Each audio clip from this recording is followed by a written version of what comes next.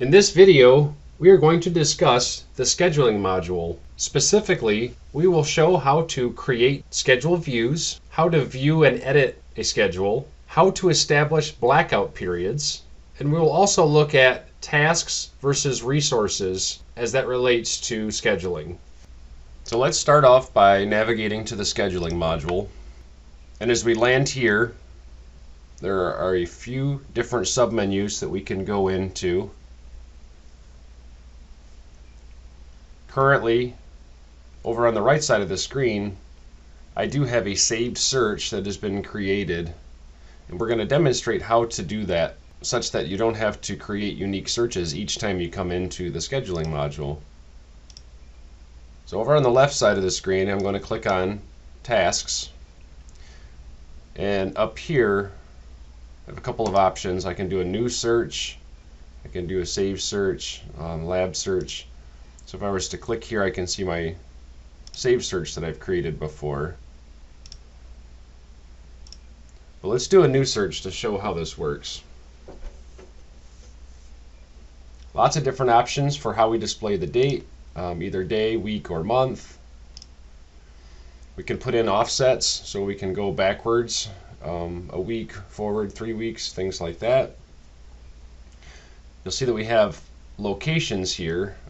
So let's do something. Let's reset this search. And let's do one by week. And then I want to add in some locations. So locations are machines, or it's something that we created that is owned by the laboratory, or that is part of the laboratory, like our wear measurement room. And you'll notice that they look different. The machines actually have the little gear here, and the wear measurement room, which is not a machine, it is a schedulable location. It looks like the little laboratory here. So as I'm searching through the locations here, this is going to bring up any of the locations that I have access to inside of the demo lab that we created and that I've been granted access to. So what I want to do is actually select all of these locations. There's lots of other things that we can do as well. Look by users, we can search by parameters and things like that. But what we'll do now is, now that we've got something that we want to take a look at, we're going to go ahead and save this search.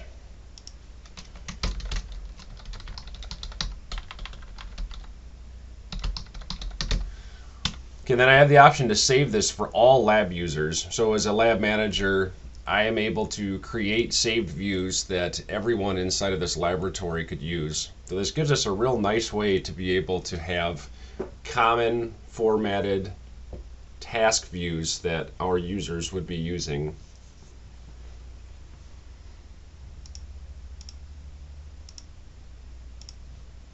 I'll click Save. So I now have a saved search that has been created that I can refer back to easily by just going to the schedule module here, and we'll see I've got a few different task related searches here. New demo search is the one that we just created together. Now to edit this schedule and start scheduling our tasks against these machines, what we want to do is click on the pencil button. This is going to allow us to edit the schedule. When I do this, on the right side of the screen, under suggested tasks, I have 3 of them that I have created previously at the test request level. I have build up vehicle, execute task, which you'll notice are dependent upon each other, they have dependencies, and then return vehicle to stock, which is sort of a standalone one. Now to schedule these tasks on this machine, I want to click the down arrow here, and VMAX 4000 number 1 is the machine that I'm going to schedule these tasks on. So I'm going to take this and drag it right over and drop it here. As I do that, it has added both of these for me. I can modify the timing for these if needed, and the other ones will follow through. It will bump out or move up in the schedule accordingly. There's also this blackout period that we have here. And the blackout period gets set up at a laboratory level and provides a way to put in blackout periods where new tasks will not start. So a piece of equipment like a dynamometer that's running during an off shift when no one is in the building can certainly run. Now at the point that the test is complete and we need a new test to start, we do not want the scheduling module to assume that it's going to start at a time when no one is inside of the building. So using this blackout period will force any new task to start after the blackout period is over with. So for example, if this execute test were to finish during the blackout period when there is no staffing, return vehicle to stock here is now scheduled for as soon as the blackout period is over. Now if we needed to force this to start during the blackout period, that's certainly easily doable. The user can always override the system there, but that's going to help us as we go forward and map out and schedule our tests and when they're going to take place. We want to do so in a way that really does align with our work schedule and what we have inside of the building. Now to save this schedule, I want to click on the Save button here, and it's going to ask me to commit to these changes. So it's going to put the tasks against a specific machine, and then it's going to delete the suggested task from the right side of the screen. So if I click Save, we've now committed this to the schedule. Okay, also worth noting, right now we are looking at tasks. We have another item called resources, and resources could be something like a consumable part, could be a fixture that goes on a piece of test equipment, it could be a vehicle. So if I click on the resources button here, we'll notice that I created a resource called F-150, so essentially a pickup truck, under a resource type of fixture. And I'll now see that this resource is being consumed on VMAX 4000 number 1 during this scheduled time period. So this gives us a way to schedule and, more importantly, make sure that we don't over schedule or that we don't double commit a resource like a vehicle or even an add-on piece of equipment, capacitance probes that may be required on a dynamometer.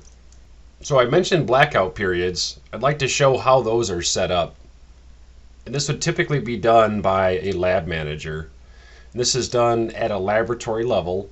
So inside of our setup module, and then going to labs, we can select new demo laboratory, which is the laboratory that we set up in a previous video. Over on the right side of the screen, you can select blackout periods.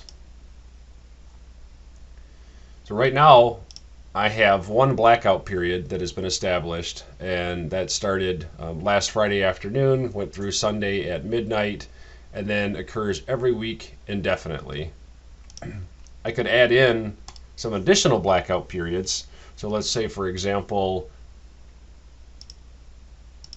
Christmas time. Let's say Christmas Day through New Year's. Selecting start of day, end of day. And make this reoccurring yearly to never expire. This would be another way to set up an additional blackout period. Thank you for watching. This concludes our demonstration video on the scheduling module.